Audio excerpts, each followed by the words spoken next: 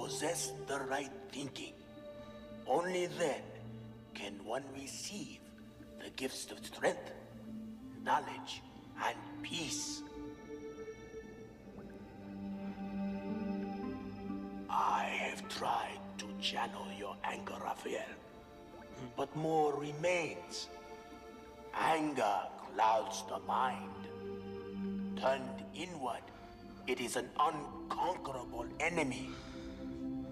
You are unique among your brothers, for you choose to face this enemy alone. But as you face it, do not forget them, and do not forget me. I am here, my son.